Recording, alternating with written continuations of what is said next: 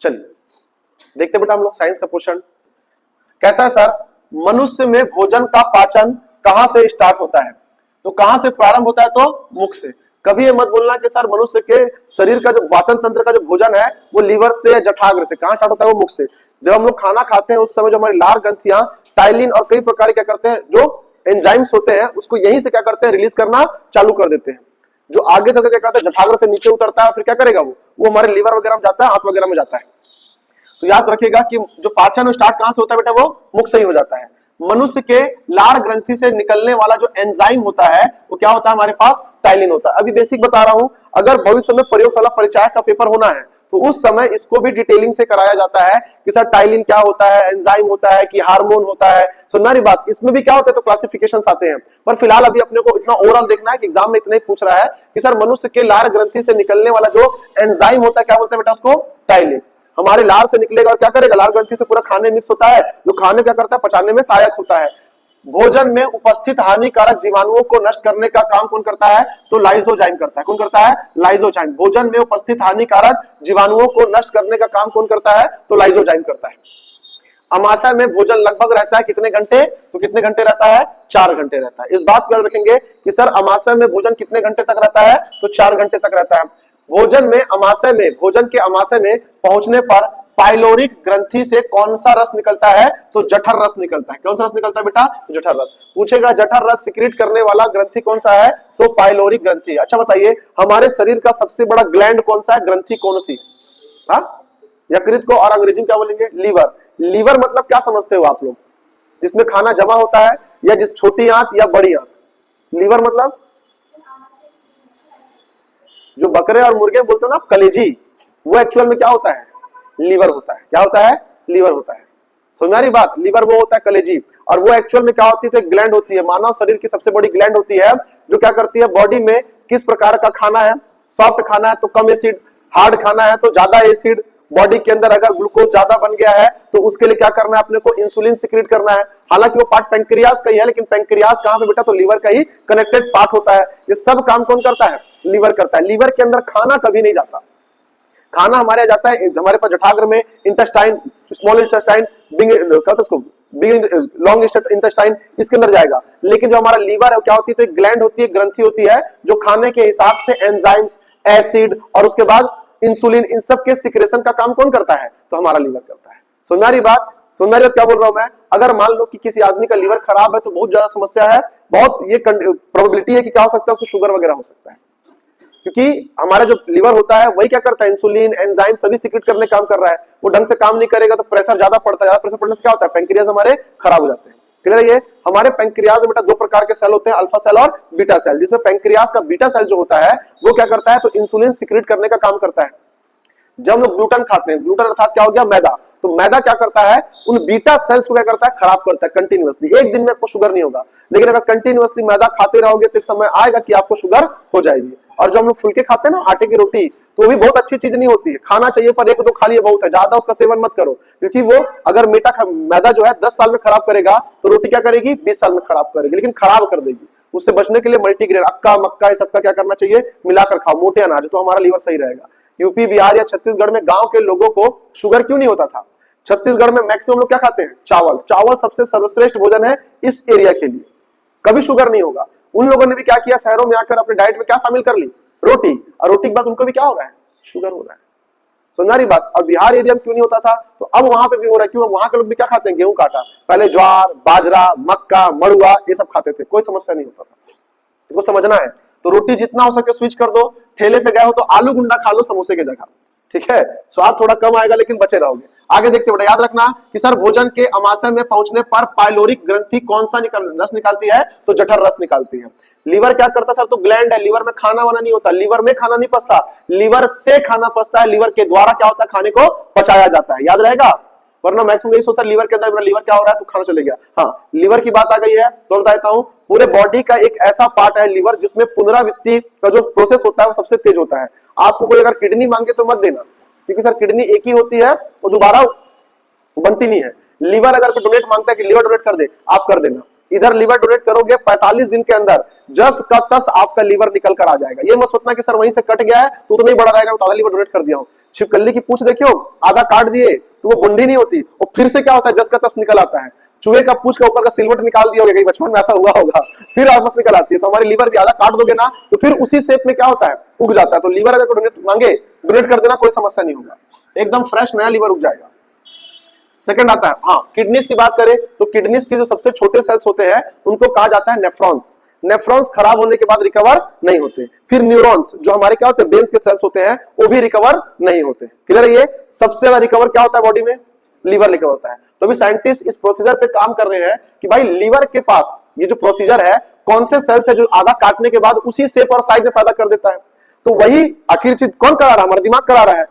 तो क्यों ना उसी प्रोसीजर को, किसी आदमी का हाथ कट गया है तो दिमाग को ऐसे सिग्नल्स भेजे जाए, यहाँ पे ऐसे सेल डेवलप किए जाए कि आदमी का हाथ कटे और फिर क्या हो, वैसी का वैसी नया हाथ उगाए।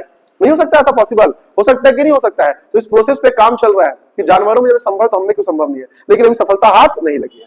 चलिए, अमाशय में निकलने वाले जठर रस में क्या होते हैं बेटा, एंजाइम्स होते हैं। क्या होते हैं? एंजाइम्स। पूछेगा कि सर वो एंजाइम कौन से होते हैं, तो एक होता है पेप्सिन और एक कौन सा होता है, रेनिन। इसको याद रखना है कि सर अमाशय में निकलने वाले जठर रस में एंजाइम होता है, कौन कौन सा, पेप्सिन और रेनिन। पूछेगा सर पेप्सिन और रेनिन क्या है, एंजाइम है कि हार्मोन्स है, क्या है, क्या बताओगे? सर एंजाइम है, हार्मोन्स नहीं है। क्या है वो? एंजाइम्स है। लार किसके पाचन में मददगार होता है, तो स्टार्च के। किसके पाचक में? स्टार्च के पाचक में। मनुष्य की पाचन नली कितने फीट लंबी होती है, तो 32 फीट। हमारी जो पाचन नलियां होती है टोटल कितने फीट लंबी होती है, तो 32 फीट लंबी होती है। अस्थियों व दांतों में मौजूद रासायनिक द्रव क्या कराता है, कैल्शियम फॉस्फेट होता है। अस्थियों और दांतों में, अस्थियां अर्थात हमारी हड्डियां, और जो हमारे दांतों में जो रासायनिक, जो हमारे पास केमिकल जो मटेरियल होता है, लिक्विड, क्या होता है बेटा, कैल्शियम फॉस्फेट होता है। कैल्शियम भी होता है प्लस फास्फोरस का क्या होता है, तो एलिमेंट होता है, उसको बोलते हैं हम लोग कैल्शियम फॉस्फेट कहते हैं। डायस्टेज एंजाइम का स्रोत क्या है, तो लार ग्रंथि। पूछेगा सर डाई स्टेट एंजाइम कहां से निकलती है, तो लार ग्रंथियों से। किससे निकलती है? लार ग्रंथियों से निकलती है। अमाशय में जाइम प्रोटीन को पचाने में मदद करती है पेप्सिन। पेप्सिन का काम क्या होता है, तो जाइम प्रोटीन को पचाने में क्या करती है, वो मदद करती है। कौन? पेप्सिन। अमाशय ग्रंथि की पेप्सिन स्त्रावी ग्रंथियां कौन सी है, तो मुख्य कोशिका। अमाशय में पूछेगा कि सर पेप्सिन को स्त्रावित करने वाला ग्लैंड कौन सी है, तो मुख्य कोशिका है। किस पाचन अंग में अम्ल होता है, तो अमाशय में। देखो हम लोग खाना खाते हैं ना,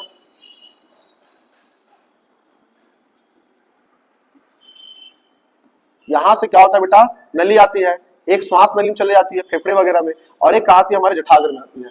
जठाग्र में आने के बाद क्या होता है, तो वो इस प्रकार का क्या करते हो देखियोगे, एक ब्लैडर बनाता है इस प्रकार का, ऐसे करके। ये जो होता है ये हमारा क्या होता है, तो अमाशय होता है। क्या होता है ये? अमाशय होता है। और यहीं पर लगा हुआ रहता है हमारा हृदय, सॉरी जिगर बोलते हैं इसको। ये होता है हमारा लीवर। क्या होता है ये? लीवर होता है। इसके ऊपर जो कहानी होती है ना बेटा, ये होता है हम लोग का फेफड़ा वगैरह होता है। ये क्या होता है, हमारे पास फेफड़ा होता है, और उसके अंदर क्या होता है, तो दिल वगैरह होता है। ये जो पोषण अपने को दिखाई देता है इस प्रकार से, यही क्या होता है हमारा, ये हमारा लीवर होता है। ये जो पोषण है, ये वाला जो पोषण है, ये होता है हमारा अमाशय, जिसके अंदर हमारा क्या होता है, खाना पूरा समाया हुआ रहता है। इसी के अंदर खाना समाता है हम लोग का। यहाँ से ग्लैंड सारे जुड़े होते हैं, जैसा खाना होता है उसके हिसाब से क्या करता है, तो लीवर उसके अंदर एंजाइम्स भेजता है, और क्या भेजता है, एसिड प्रोड्यूस करता है, सारा कुछ कर देता है उसी के अंदर। क्लियर है ये? तो किस पाचन अंग में अम्ल होता है बेटा, तो किसमें होता है, अमाशय में। पूछेगा सर कौन सा अम्ल होता है, तो वो HCl होता है, हाइड्रोक्लोरिक अम्ल। कई बार पेपर में पूछा गया है कि सर हमारे अमाशय में कौन सा अम्ल होता है, तो हाइड्रोक्लोरिक। कैसा होता है बेटा, स्ट्रॉन्ग की वीक होता है। स्ट्रॉन्ग नहीं होता है यार, स्ट्रॉन्ग रहेगा तो हमारा लीवर नहीं जल जाएगा क्या, खुद हमारा पेट क्या होता है, वीक होता है, थोड़ा सा वीक एसिड होता है, स्ट्रॉन्ग नहीं होता है। हमारी बॉडी अल्कलाइन होती है। स्ट्रॉन्ग एसिड का मतलब क्या समझते हो, जिसके पीएच वैल्यू क्या हो, 1 के आसपास हो, 0 के आसपास हो।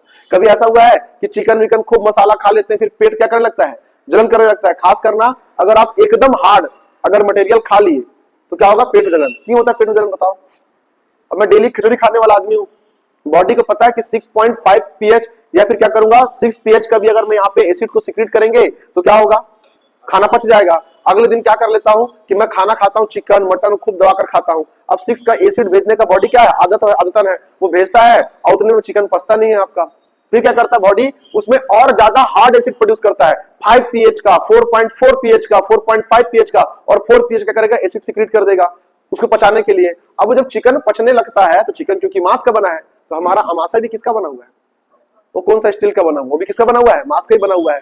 तो जिस जलन से आपका खाना पचने लगता है वही जलन आपको भी महसूस होने लगती है, क्योंकि एसिड का सिक्रेशन ज्यादा हो जाता है। तो बोलते हैं ना बेटा कि एसिडिटी हो गया, एसिडिटी हो गया मतलब आपके बॉडी के जो अमाशय था उसमें एसिड की सांद्रता क्या हो गई, बढ़ गई। समझ रही बात, इसीलिए ये सब होता है। तो उसमें एसिड कौन सा होता है, HCl होता है और वीक होता है। कैसा होता है वो, वीक होता है, वीक टू मॉडरेट होगा, स्ट्रॉन्ग एसिड नहीं होगा। स्ट्रॉन्ग होगा तो पेट में दिन भर क्या रहेगा, जलन रहेगा, दिन भर क्या पियोगे, इनो पीते रहोगे। क्लियर है ये। तो ये हमारे पास क्या होती है सर, एसिडिटी होती है। ठीक, तो यही हमारा काम होता है किसका, लीवर का, अमाशय का। इसमें कौन सा रस होता है बेटा, कौन सा एसिड, तो HCl होता है। कौन सा होता है, तो HCl होता है। कौन सा अम्ल अमाशय में रहता है, तो हाइड्रोक्लोरिक अम्ल रहता है, HCl रहता है। मवेशी घास निकलने के बाद कहां संग्रहित करते हैं, तो प्रथम अमाशय में। गाय के कितने पेट होते हैं, कितने पेट होते हैं गाय के, 4। नहीं पढ़े आप लोग बचपन में, गाय का चित्र बनाया तो गाय कितने पेट होते हैं, 4। वो प्रथम अमाशय में क्या करता है, भकर भकर भकर चबाते नहीं देखे होगे उसको, क्या करते हैं, नोचते रहती है, भकर भकर खाद क्या करते रहती है, अंदर करते रहती है। फिर आराम से कहीं कोने में बैठेगी और फिर जुगाली करते रहती है। वो तो च्युइंगम नहीं चबाती है, वो सारे खाने जो प्रथम अमाशय में रखी थी उसी क्या करती है, उसका प्रोसेस है, वो हल्का हल्का उल्टी करके क्या करती है, बाहर लाती है और चबाती है। और सेकंड बार चबाने के बाद क्या करती है, तो उसको अंदर ले जाती है। जैसे उड़द दाल का बड़ा एक बार क्या करते हैं, पहले लाइट फ्राई करते हैं, फिर चपक के क्या करते हैं, डीप फ्राई करते हैं, तब खाते कि नहीं उसको। तो गाय लोग का यही प्रोसेस आप देखे होंगे, गाय लोग बैठे करते हैं, जुगाली कर रहे होते। जुगाली मतलब वो खाना जो उन्होंने टाइम कम होने के कारण, क्योंकि मालिक मार के भगा देगा ना, दूसरे का चल रहे का चारा पर जल्दी जल्दी खाती है और कोने में बैठकर जुगाली करते रहते। जुगाली कर रही मतलब वो खाने को फिर से निकाल कर, हमको दिखेगा नहीं, वो अंदरूनी तरीके से क्या करते रहते हैं, तो जुगाली करके फिर से चबाते रहती है। उनके 4 पेट होते हैं। तो सबसे पहले खाना कहाँ रखते हैं वो लोग, प्रथम अमाशय में रखते हैं। इसमें प्रथम अमाशय में। क्लियर है ये। चलिए, इसलिए ना गाय लोग जल्दी उल्टी नहीं करते। वो एक बार अगर प्लास्टिक खा लिए तो वो उल्टी करके भी चाहे तो क्या नहीं कर सकते, उसको बाहर नहीं निकाल सकते। क्यों, क्योंकि वो प्रथम से द्वितीय में चले गया, द्वितीय से तीसरे चौथे में चले जाता है, तो फिर वो बाहर आना उसका संभव हो जाता है। आजकल गाय जब मरती है ना, तो किसी के पेट से 40 किलो तो किसी के पेट से 50 किलो क्या निकलता है, पॉलीथीन निकलता है, क्योंकि वो पचता तो कभी नहीं उनकी बॉडी में। पाचन क्रिया में प्रोटीन किस पदार्थ में बदल जाता है, तो एमिनो एसिड में। याद रखिएगा, जब हम क्या करते हैं, प्रोटीन खाते हैं हम लोग कुछ भी, तो बॉडी क्या करती है, उस प्रोटीन को संश्लेषित करके कौन से एसिड में परिवर्तित करती है, तो एमिनो एसिड। किसमें, एमिनो एसिड में। याद रखेंगे इसको, बहुत इंपॉर्टेंट है कि बॉडी में सर प्रोटीन किस, बॉडी में पाचन क्रिया के बाद जो प्रोटीन है वो किस में चेंज होता है सर, वो एमिनो एसिड में चेंज हो जाता है। इसको डिटेल से मैं करा चुका हूं, पता है कब, जब पिछले बार प्रयोगशाला का पेपर आया था ना, उस समय डिटेल से किए थे हम लोग। तो अभी मुझे लगता नहीं कि उतना डिटेल करने की आवश्यकता है, जब प्रयोगशाला पेपर आएगा तो उस समय कर लिया, कोई समस्या नहीं होगा। एमिनो एसिड की आवश्यकता किसके संश्लेषण के लिए होती है, तो बेटा प्रोटीन के संश्लेषण के लिए क्या होती है, उसकी आवश्यकता होती है। अगर बॉडी में एमिनो एसिड अच्छा खासा है तो जो प्रोटीन आप खाओगे तो आपकी बॉडी में लगेगा। और अगर एमिनो एसिड अच्छा नहीं है बेटा बॉडी में, तो आप कितना भी प्रोटीन खाओ, किडनीज के रास्ते और नाइट्रोजन वेस्ट के रास्ते क्या हो जाएगा, बॉडी से वो बाहर निकल जाएगा, उसके रहने की संभावना बिल्कुल भी नहीं होगी। कई लोग को देखिए ना सर, कम खाते पीते फिर भी थुलथुले रहते हैं, फूले फाले से मसल स्ट्रॉन्ग रहता है। और कई लोग कितना भी दूध पी ले लेकिन शरीर में जान नहीं रहता। क्यों, क्योंकि उनकी बॉडी में एमिनो एसिड की क्या होती है, कमी। तो हम जो खाना खाते हैं ना, उसको क्या नहीं कर पाता, सोख नहीं पाता। दूसरी बात, जो लोग दूध पीते हैं उनकी हड्डियां, अभी नया रिसर्च आया सामने में कि जो लोग दूध पीते हैं उनकी हड्डियां जो दूध नहीं पीते हैं उनके मुकाबले में कमजोर होती है। सोच लो, हाँ बताया तो काय के लिए, दूध में क्या होता है बेटा, हाँ और बस वही होता है क्या, दूध के अंदर कैल्शियम होता है। कैल्शियम को बॉडी में पचाने के लिए वो क्या करता है, उसको विटामिन डी चाहिए होता है। आपकी बॉडी में कैल्शियम पचे इसके लिए क्या चाहिए होता है, विटामिन डी चाहिए होता है।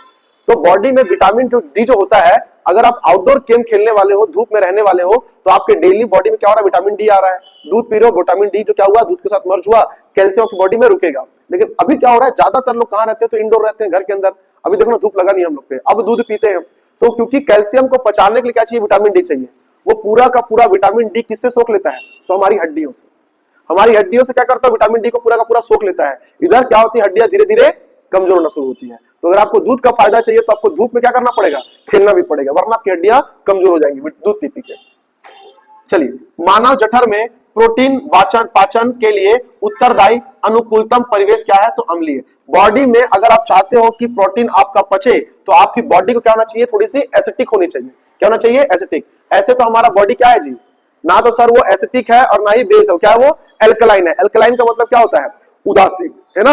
हमारे रक्त का पीएच भी क्या होता है, एकदम उदासीन के आसपास, 7.2 के आसपास होता है। सर 7 होता मतलब क्या होता है, पूरा उदासीन हो जाता। तो आप चाहते हो कि आपकी बॉडी में क्या हो जाए, प्रोटीन का संश्लेषण हो, प्रोटीन आपकी बॉडी में रहे, तो आपकी बॉडी क्या करना पड़ेगा, आपको एसिडिक बना के रखना पड़ेगा, तो अच्छे से संश्लेषण होगा। क्लियर है ये। चलिए नेक्स्ट देखते हैं हम लोग कि सर एमिनो एसिड की आवश्यकता किसके संश्लेषण के? प्रोटीन के लिए। मानव जठर में प्रोटीन पाचन के लिए उत्तरदायी अनुकूलतम परिवेश क्या है? तो अम्लीय है। कौन सा एंजाइम प्रोटीन को पेप्टोन में बदलता है? तो कौन? पेप्सिन, उसका नाम ही है जी। प्रोटीन को पेप्टिन में, एक्चुअली ना पेप्टिन है, प्रोटीन को पेप्टिन में बदलता कौन है हमारे पास? Protein, pepsin.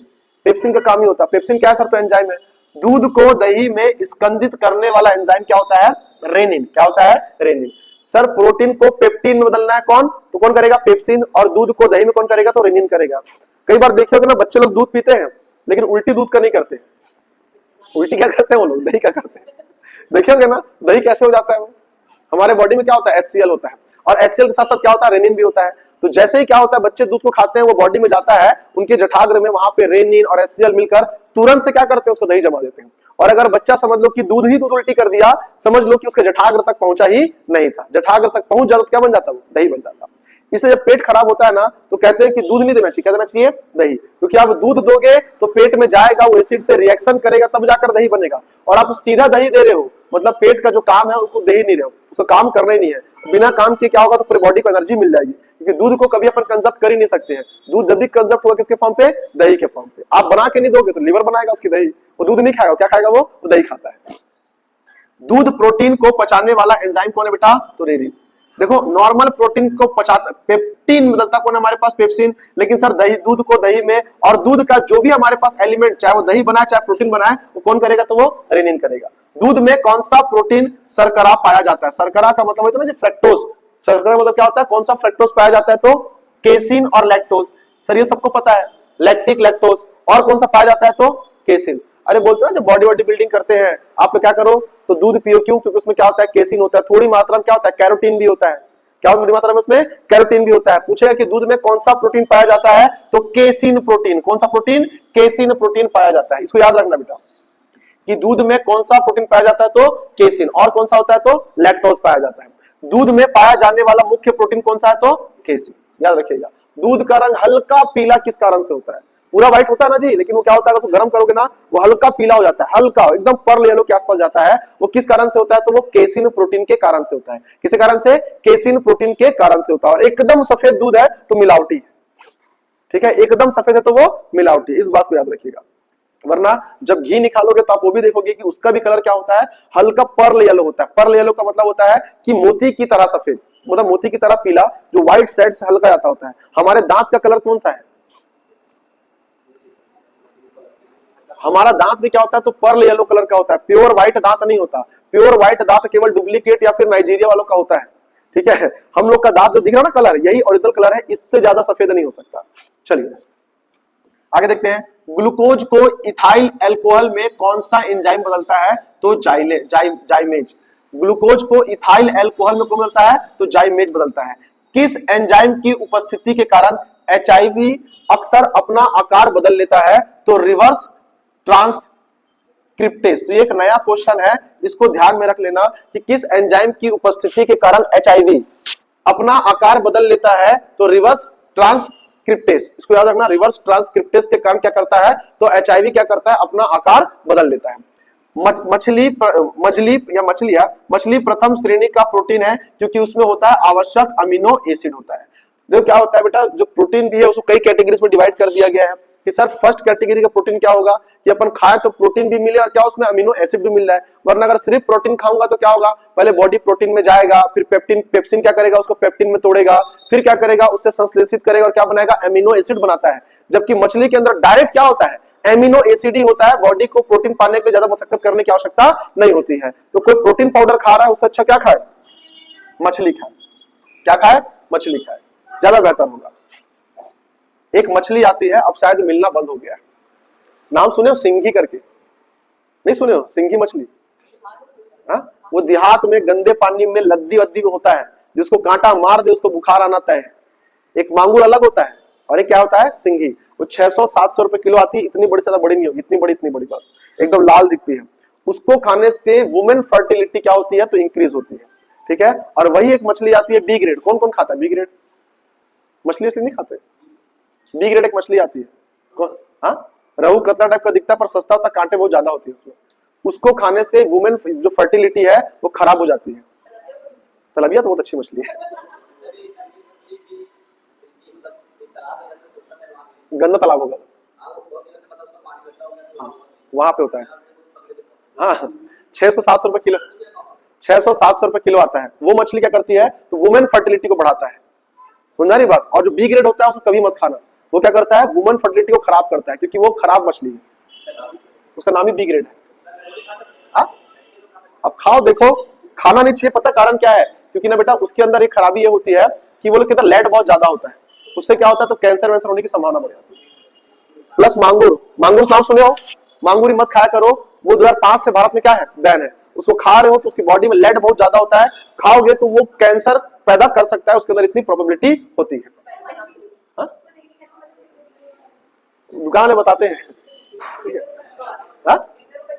नहीं, बी ग्रेड है, बता देगा, बी ग्रेड है, रहू है, कतला है, सिल्वर है, कोमलकार है, पड़ीना है, सब बता देते हैं, ठीक है।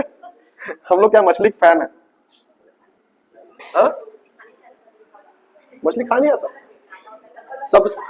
सबसे अच्छा जो पीस होता है मछली में पता क्या होता है, मुंडी। मुंडी खाओगे ना तो बोलते हैं बुद्धि तेज होती है, ठीक है। मुंडी खाना चाहिए। और मछली खाना ना मैडम तो स्टार्ट करना उससे, रहू या कतला से, ठीक है, बहुत अच्छी मछली होती है। बीच वाला पेटी पीस खाया करो। हाँ, सब कभी भी मछली खाते वक्त ये मत सोचना कि मैं 5 स्टार में खा रहा हूं, समझ लेना मैं दुनिया का सबसे दलिद्दर आदमी। समझ में आ रहा है, कांटा को खींच के निकालना निकालना, उसके बाद लपेट के उसको खाना।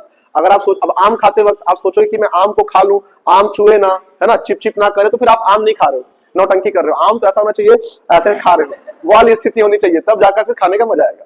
बहुत अच्छा प्रोटीन होता है बेटा। दूसरी बात क्या होता है उसमें, ओमेगा 3 फैटी, ओमेगा क्या होता है जी, ओमेगा 3 फैटी एसिड होता है, जो बॉडी के लिए अच्छा होता है, हार्ट के लिए अच्छा होता है। छोटी मछली है जिनकी साइज 1.5 सेंटीमीटर से अगर कम है तो वो, सॉरी 3 सेंटीमीटर से कम है तो वो हार्ट के लिए बहुत बेस्ट होता है, बहुत बेस्ट हार्ट के लिए। सरांगी, जलाल जो आता है छोटी छोटी मछलियां, वो बहुत अच्छी होती है, किसके लिए, हार्ट के लिए। बहुत अच्छा एसिड होता है किसके अंदर, मछलियों के अंदर, as compare to chicken. Chicken को रिप्लेस करो, मछली मछली खाओ, बुद्धि भी तेज होगा और हार्ट भी आपका स्वस्थ रहेगा। मछली प्रथम श्रेणी का प्रोटीन है। आवश्यक क्या होता है बेटा उसमें, अमीनो एसिड, ओमेगा क्या होता है उसमें, ओमेगा 3 होता है, बहुत इंपॉर्टेंट, जो हार्ट के लिए क्या होता है, सबसे बेस्ट होता है, क्या, तो ओमेगा 3 बहुत बेस्ट होता है। खासकर जिन मछलियों का साइज क्या होता है बेटा, 3 इंच से क्या होता है, कम हो जाता है, वो और बेस्ट होता है। चलिए, मुख में मड, मड यानी क्या होता है, स्टार्च। स्टार्च का शर्करा में पाचन किसके द्वारा होता है, तो टाइलिन के द्वारा। मुख में जब लोग खाना जब खाते हैं तो उसका पाचन स्टार्ट कहां से हो जाता है, तो मुंह से ही हो जाता है। तो मुख में स्टार्च या शर्करा का पाचन किसके द्वारा होता है, तो टाइलिन के द्वारा। हमारे बॉडी में लार ग्रंथि से निकलता क्या है, तो टाइलिन ही तो निकलता है। कौन सा एक रेशेदार प्रोटीन है, तो सर कीरेटिन। कीरेटिन क्या है, तो एक रेशेदार प्रोटीन होता है। प्रोटीन में क्या होते हैं, तो रेशे वगैरह होते हैं। ये साइंस के क्वेश्चंस हैं। कौन से अंग पर उंगली के समान उभरी हुई संरचना होती है, जिन्हें दीर्घ रोम अथवा रजांकुर कहते हैं, तो छोटी आंत में। कभी बकरे का आंत खाए हो, आंचल बोलेगी सर मेरा धर्म भ्रष्ट करा कर ही रहेंगे करके, है कि नहीं बेटा। देखो बता रहा हूं क्योंकि प्रैक्टिकल बताना पड़ता है, बच्चों को वरना समझ में नहीं आएगा। इंसान की आंतें मैं दिखा नहीं सकता तो कंपेयर किससे करूंगा, बकरे से। कभी खाओ बकरे की आंत वगैरह लेके, नहीं खाओ बकरे की आंत, खाओ ना, तो क्या होता है उसके जो बेटा जो जठाग्र होता है ना उसका, उसके अंदर क्या होता है, तो अपन जब स्वेटर पहनते नहीं, उल्टा करो स्वेटर को, ऐसे करो तो ये वाला, हाँ इनका फर है अंदर में, टोपी में देखो फर होगा, जो फर होता है ना बेटा बकरे की आंत के अंदर, वैसे क्या होता है, फर होता है। तो इंसान के बता रहा है सर हमारे जो छोटी आंत होता है ना, उसके अंदर भी क्या होते हैं, वैसे ही फर होते हैं। क्या होते हैं, वैसे ही फर होते हैं। आपके वाले में होगा बेटा, देखो पलट के, फर है, नहीं है फर, प्लास्टिक वाला है, आपके में है फर, हाँ देखो फर लिख रहे थे ना, तो वैसे क्या होता है, बकरे की आंत में फर होते हैं, जो खाया होगा जानता होगा। इंसान के आंत में भी क्या होते हैं, वैसे ही फर होते हैं। कैसे, तो सर कौन से अंग पर उंगली के समान उभरी हुई संरचना, जिन्हें दीर्घ रोम कहते हैं, रोम मतलब रेशे होते हैं अथवा रजांकुर होते हैं, उन्हें फर कैसा बोला जाता है, कहां पर होती है सर, तो वो छोटी आंत में। इसको याद रखिएगा। वो क्या करते हैं, रिसेप्टर्स होते हैं। क्या होते हैं, एक प्रकार के वो रिसेप्टर्स होते हैं जो खाने वगैरह को पचाने में मदद करते हैं। तो पूछेगा सर कौन से अंग पर उंगली के समान उभरी हुई संरचना होती है, तो हमारे बॉडी का जो फर होता है ना, हमारे लीवर का, वो कुछ इस प्रकार का होता है। यहाँ पे इनके रिसेप्टर्स लगे होते हैं। क्या लगे होते हैं, इनके रिसेप्टर्स बड़े होते हैं, असंख्य संख्या में होते हैं। कहां पर होते हैं, हमारे छोटी आंत में होते हैं। फिश, फिश ऑयल होता है ना, हाँ होता है। कैसे बनता है बेटा, देखो क्या होता है, बहुत सारे फिश ऐसे हैं जो कि मांस भक्षण करते हैं, तो उनके अंदर क्या होता है, बहुत ज्यादा मात्रा में चर्बी बन जाती है, ठीक है। और अभी जाना सुपेला, वहां पे ना एक मछली आती है, ठीक है, जिसको क्या पढ़ीना बोलते हैं, जिसको पढ़ीना या जासर बोलते हैं, चमकीला रहता है पूरा। उसकी बॉडी को काट के होटलों में वही फिश सप्लाई की जाती है, और बहुत ज्यादा मात्रा में क्या निकलती है, उनकी चर्बी निकलती है। तो जिनको फिश ऑयल चाहिए वो चर्बी को निकाल के बनाकर खाए, कढ़ाई में गर्म करो, उसका ऑयल बन जाएगा, वही क्या है आपका फिश ऑयल रहता है, ठीक है। कई सारी मछलियों में निकल जाता है।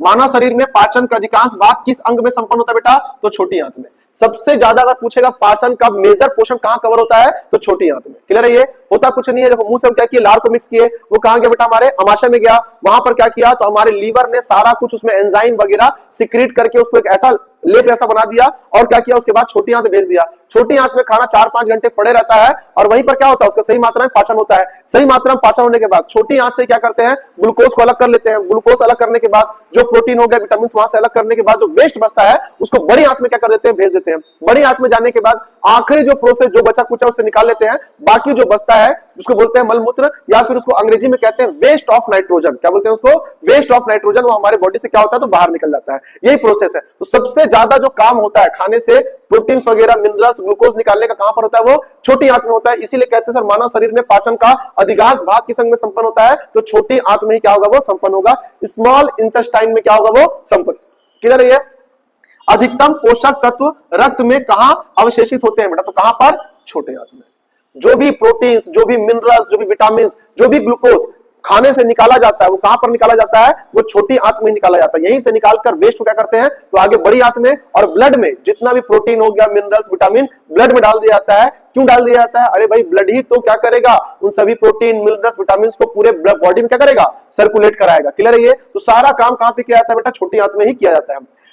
सिग्मोइड कोलन किसका एक भाग है, तो बड़ी आंत का। क्या बोलते हैं उसको, सिग्मोइड कोलन। इरफान खान को कौन सा कैंसर हुआ था, तो कोलन कैंसर हुआ था। कौन सा कैंसर हुआ था, कोलन कैंसर हुआ था। इरफान खान है ना भाई, हिंदी मीडियम, इंग्लिश मीडियम, क्रूर सिंह, याद आ रहा है वही वाला। उनको कौन सा कैंसर होता है बेटा, कोलन कैंसर। ये कहां सर, सिग्मोइड कोलन किसका एक भाग है, तो किसका, बड़ी आंत का। उनकी बड़ी आंत खराब हो गई थी। मानव शरीर में सबसे बड़ी ग्रंथि कौन सी है, तो लीवर। पहले जानते हो आप, लिम्का का जोर का झटका धीरे से लगे पेप्सी, इसका प्रचार कौन करता था, अमिताभ बच्चन करते थे, और वो खूब दबाकर पीते भी थे। उनकी क्या हुई, बड़ी आंत ही खराब हो गई। जैसी बड़ी आंत खराब हुई, डॉक्टरों ने बताया कि आपकी बड़ी आंत खराब होने का मुख्य कारण था लिम्का पीना, पेप्सी पीना। उसी दिन से क्या किया उन्होंने, इन सबके प्रचार को बंद कर दिया। बोलो जब ये मेरे लिए इतना हानिकारक है तो दुनिया के लिए अच्छा कैसे हो सकता है। उसी दिन से क्या किया उन्होंने, प्रचार बंद कर दिया किसका, तो लिम्का, पेप्सी वगैरह सबका। आगे देखते हैं, लीवर किसका भरपूर स्रोत है, वसा, घुलनशील विटामिन। लीवर बेटा किसका स्रोत है, तो चर्बी और घुलनशील डाइल्यूटेड विटामिन का क्या है, सबसे बड़ा स्रोत है। पूछेगा कि सर घुलनशील वसा और विटामिन का सबसे बड़ा स्रोत क्या है, तो क्या बताओगे, लीवर है। फिर किसका संश्लेषण, यकृत। यकृत समझते, यकृत का मतलब क्या होता है, यकृत मतलब क्या होता है, लीवर। अब वृक्क यानी क्या होती है, तो किडनी। यकृत द्वारा किया जाता है किसके द्वारा, विटामिन ए का। विटामिन ए जो है बॉडी में सिक्रेट होता है किसके द्वारा, वो लीवर के द्वारा। क्या होता है बेटा, वो सिक्रेट होता है।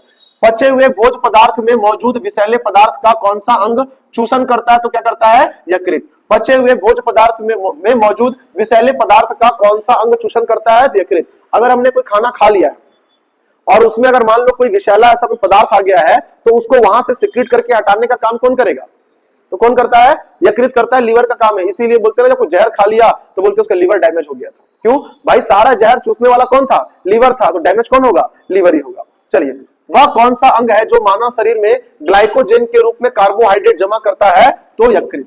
पूछेगा, अर्थात लीवर की बॉडी में जो मानव शरीर में ग्लाइकोजेन के रूप में कार्बोहाइड्रेट, क्वेश्चन ये पूछ सकता है कि सर लीवर जो है कार्बोहाइड्रेट को किस रूप में परिवर्तित करता है, तो क्या बताओगे, ग्लाइकोजेन के फॉर्म पे। किसके फॉर्म पे, ग्लाइकोजेन के फॉर्म पे। ग्लाइकोजेन कहां पर जमा रहता है, सर लीवर में जमा रहता है। कहां जमा रहता है, लीवर में जमा रहता है। लीवर कार्बोहाइड्रेट को किस में चेंज करता है, तो ग्लाइकोजेन में चेंज करता है। ये हमारे पास क्वेश्चन है। कौन सा अंग ग्लाइकोजेन को ग्लूकोज में बदलता है और रक्त को शुद्ध करता है, तो लीवर। हमारे ब्लड में रक्त को शुद्ध करने का काम कौन करता है, लीवर करता है। कौन करता है, लीवर। अरे भाई वो रक्त को छानने का काम करता है, ठीक है, वो छानने का काम करता है। शुद्ध करने का काम कौन करता है, तो लीवर करता है, ठीक है। यकृत। कौन सा अंग ग्लाइकोजेन को क्या करता है, ग्लूकोज में चेंज करता है। सबसे पहले क्या करते हैं हम लोग, कार्बोहाइड्रेट्स खाते हैं। कार्बोहाइड्रेट्स कभी सुने हो आप लोग कि सर जब धावक लोग दौड़ने जाते हैं तो पहले केला खा लेते हैं। केला क्यों खाते हैं, केला क्या है बेटा, तो सीधा सीधा वो कार्बोहाइड्रेट्स है। कार्बोहाइड्रेट हम लोग क्या किए, खाए, तुरंत बहुत जल्दी से क्या होता है, वो चेंज हो जाता है किसमें, ग्लाइकोजेन में। जैसे वो ग्लाइकोजेन में चेंज होगा तुरंत क्या करता है, लीवर उसका क्या बना देगा, तो ग्लूकोज बना देगा। और जैसी ग्लूकोज मिला बॉडी में क्या आती है, एनर्जी। जिसको सर आधा घंटे का भी समय नहीं है वो क्या करे, सीधा ग्लूकोज पी ले। ना तो कार्बोहाइड्रेट से ग्लाइकोजन बनाना पड़ेगा और ना ही तो ग्लाइकोजन से क्या बनाना पड़ेगा, कार्बोहाइड्रेट। सीधा क्या मिलेगी अपने को, एनर्जी मिल जाएगी। क्या पीने से, ग्लूकोज पीने से। इसलिए बोलते हैं ना ग्लूकोन डी, इंस्टेंट एनर्जी के लिए क्या पीना चाहिए, ग्लूकोन डी। जितना जल्दी एनर्जी चढ़ेगी उतनी जल्दी उतर भी जाएगी। सुनना बात। इसलिए धावक लोग देखना हमेशा जब भर्ती रहती है ना, कुछ नहीं खाते हैं। क्या खाते हैं वो लोग, केला खाते हैं। क्यों, तुरंत से क्या मिलेगी, इंस्टेंट एनर्जी मिल जाती है। वरना अगर आप रोटी वोटी खाओगे तो कब बाबा मरेगा, कब बड़ा बटेगा, कब पचेगा, कब वो स्टार्च में टूटेगा, कब ग्लूकोज निकलेगा, कब आपको क्या मिलेगी, एनर्जी मिलेगी। समझ रही बात। इसलिए लोग केला खाते हैं। केला खा सकते हो, उबला हुआ आलू खा सकते हैं, वो भी क्या होता है, कार्बोहाइड्रेट्स का सीधा स्रोत होता है। उबला आलू खाएंगे तुरंत से क्या बनेगा, ग्लाइकोजन तुरंत क्या बन जाएगा, ग्लूकोज बन जाएगा, एनर्जी तुरंत मिल जाती है। स्तनधारी किसमें यूरिया बनाते हैं, तो कहां बनाते हैं, यकृत में। कहां बनता है बेटा, वो भी यकृत में। यूरिया भी कहां बनता है, तो यकृत में ही बनता है।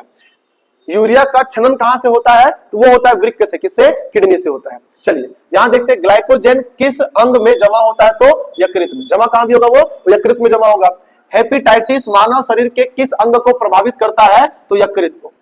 दो प्रकार के होते हैं बेटा, एक हमारे पास होता है हेपेटाइटिस, हेपेटाइटिस ए होता है, और एक होता है हेपेटाइटिस बी। अगर आपको हेपेटाइटिस बी है तो फ्यूचर में क्या हो सकता है कि आपको क्या हो सकता है, लीवर का कैंसर हो सकता है। हेपेटाइटिस किससे होता है, तो ये वायरस से होता है। किससे होता है, वायरस से। तो हेपेटाइटिस बी हो जाने के बाद इसको क्योर करना क्या होता है, काफी ज्यादा मुश्किल होता है। आपकी बॉडी की इम्यूनिटी पर ही डिपेंड करेगा कि आप ठीक हो पाओगे कि नहीं हो पाओगे। हेपेटाइटिस बी काफी गंदी बीमारी है, बहुत बेकार बीमारी है हेपेटाइटिस बी। अगर ये हो जाता है तो बचने की संभावना काफी क्या होती है, कम हो जाती है। क्योरेबल है ऐसी बात नहीं है, लेकिन संभावना क्या होती है, कम हो जाती है। ठीक, चलिए किस पीलिया रोग से किसमें संक्रमण होता है, तो यकृत में। पीलिया भी किससे होता है जी, तो फिर लीवर को इफेक्ट करता है। फिर किस ग्रंथि में पित्त का उत्पादन होता है, तो पित्त का उत्पादन भी कौन करता है, लीवर ही करता है, यकृत ही करता है। पित्त कहां संग्रहित होता है, तो पित्ताशय में। कहां पे होता है, पित्ताशय में। सुने ना gallbladder, sir gallbladder पथरी हो गया, वही क्या होता है बेटा, हमारे पास पित्ताशय है। डॉक्टर लोग क्या करते हैं, किसी के गॉल ब्लैडर पथरी हो गया तुरंत से क्या करते हैं, उसका गॉल ब्लैडर निकाल देते हैं। फिर भी इंसान जीवित रहता है। बताओ क्यों जीवित रहता है, और काम करते रहता है। पित्ताशय का काम क्या रहता है, बॉडी में पित्त रस को सीक्रेट करना। बॉडी में पित्त रस जरूरी है, लेकिन गॉल ब्लैडर में पथरियां भर जाती है तो उसको निकालने कोई प्रोसीजर है नहीं, दर्द बेताशा होता है, उसको निकाल देते हैं। अब जो भी आपको पित्त चाहिए होता है, जो भी आपको गर्मी चाहिए होती है, वो कहां से लेना पड़ता है, बाहर से लेना पड़ता है। मतलब सर खाना खा लिए, अब पच रहा नहीं है, तो एक काम करो, ऊपर से एंजाइम्स पियो। जो पित्त रस, जो एंजाइम आपको पित्त की थैली से मिलता था, अब नहीं मिल पाएगा, तो ऊपर से क्या करो, कीमोजाइम, ये जाइम, लीवोजाइम, क्या करो, ऊपर से पियो। जलन हो रही है, उसको मैनेज करने का काम कौन करता था, पित्त की थैली करती थी। नहीं है तो जेलोसिल पियो, ग्लाइकोसिल पियो, यही सब करते रहो जीवन भर। तो पित्त की थैली अगर निकालने की बात आए, और अगर छोटा मोटा हो तो मत निकलवाना, बहुत परेशान हो तो निकलवा देना, वरना जीवन भर मसाला खा नहीं पाओगे। मसाला खाओगे जलन होगी, क्योंकि सर उस जलन को मेंटेन कौन करता था, पित्त की थैली मेंटेन करती थी, वो है नहीं। तो अब आपको आर्टिफिशियल तरीके से क्या करना पड़ेगा, उसको मेंटेन करना पड़ेगा। चलिए, मानव शरीर की कौन सी ग्रंथि एक साथ अंतःस्रावी व बहिःस्रावी दोनों काम करती है, तो कौन सी बेटा, अग्नाशय। अग्नाशय मतलब क्या होता है हमारे पास, इसी को बोलते हैं पैंक्रियास। क्या बोलते हैं इसी को, पैंक्रियास। यही हमारे शरीर में क्या करता है बेटा, तो इंसुलिन स्त्रावित, इंसुलिन स्त्रावित करने का काम करता है। जो बॉडी में क्या करता है, ग्लूकोज की मात्रा कंट्रोल करता है, जिसको हम लोग आम भाषा में क्या बोलते हैं सर, कि शुगर को कंट्रोल करने का काम करता है। कभी बिना शुगर के मीटर का जो नापते हैं ना, उसका नाम शुगर मीटर होता ही नहीं है, क्या होता है, ग्लूकोमीटर होता है। क्यों, शुगर बढ़ना क्या, बॉडी में ग्लूकोज की मात्रा नियमित मात्रा से बढ़ जाना क्या कहलाता है, तो शुगर का बढ़ जाना कहलाता है। क्लियर है ये। तो सर ग्लूकोज की मात्रा को कंट्रोल करने के लिए इंसुलिन स्रावित कौन करता है, तो कौन करता है, पैंक्रियास। उसी को हिंदी में क्या बोला जाता है, अग्नाशय बोलते हैं। इसी में दो प्रकार के सेल होते हैं, एक अल्फा होता है और एक बीटा। बीटा सेल के खराब होने से क्या होता है, तो बॉडी इंसुलिन स्रावित करना बंद कर देती है, जिससे बॉडी में क्या होता है, तो ग्लूकोज की मात्रा इनबैलेंस हो जाती है, बढ़ जाती है, और इंसान को बोलते हैं क्या हो गया है, तो इसको शुगर की बीमारी हो गई है। क्लियर है ये। चलिए एक सेकंड ना, स्टॉप कर देता हूं, किसी को फोन